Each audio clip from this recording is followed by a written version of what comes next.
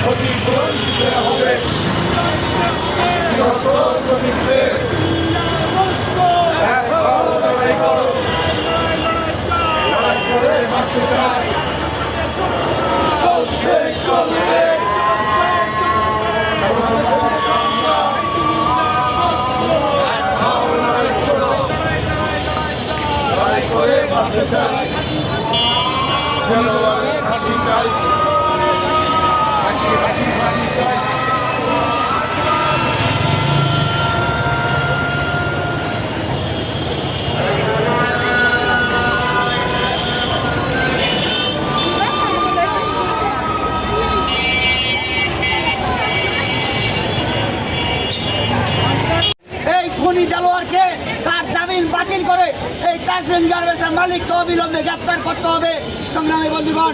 সাথে সাথে সেখানে যে ন্যূনতম মজুরির ঘোষণা করা হয়েছিল 2023 সালে, সেই ন্যূনতম মজুরি যেসব কারখানায় আজকে মানছে না, সেই কারখানার বিরুদ্ধে ব্যবস্থা নিতে হবে এবং বাংলাদেশে একটি গণতান্ত্রিক সমাধান করতে হবে, যেই সমাধানের মধ্য দিয়ে আমাদের দেশের গার্মেন্টস শ্রমিক সহ বাংলাদেশের 7,34,00,000 শ্রমিক উপকৃত হবে সংগ্রামী বন্ধুগণ। সেই আহ্বান জানিয়ে আজকের এই সমাবেশের কাজ আমরা এখানে সমাপ্ত ঘোষণা করছি। শাস্তি প্রস্তাব করা হয়নি।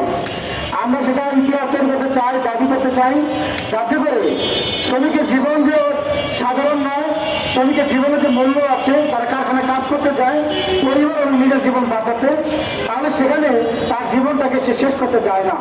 তো সেজন্য আমরা গার্মেন্টস শ্রমিক বোর্ডের পক্ষ থেকে বলছি যে ব্যানার পোস্টে দেখা আছে যে 12 বছর হয়ে গেল, তারপরে তার জন্য মালিকের শাস্তি কেন হলো না। তাই অবিলম্বে তাকে গ্রেপ্তার করতে হবে, আমাদের দৃষ্টান্ত শাস্তি দিতে হবে।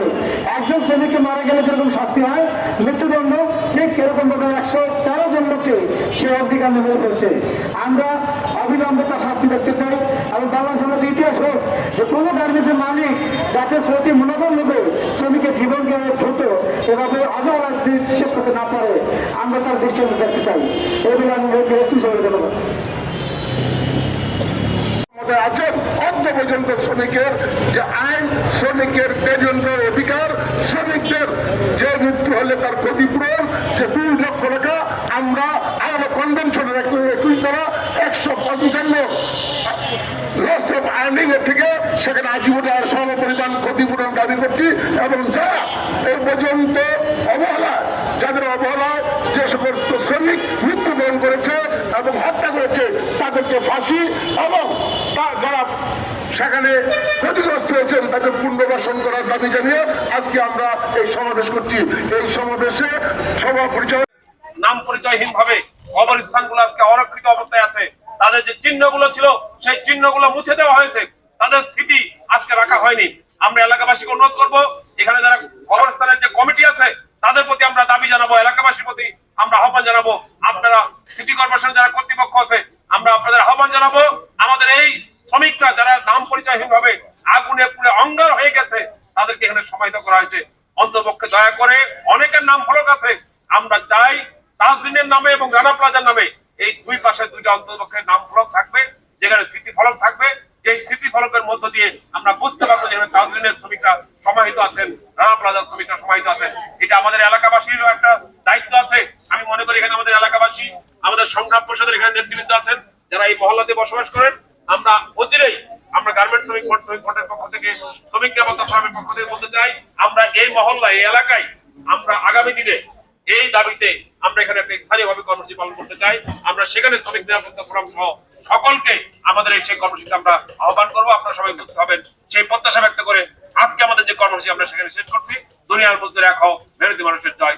মজুরি পুনর্নির্ধারণ করতে হবে এবং গত 19 তারিখে সেই ন্যূনতম মজুরি পুনর্নির্ধারণের প্রস্তাব মালিকের পক্ষে করার কথা ছিল সংগ্রামী বন্ধুগণ। পত্রিকার মাধ্যমে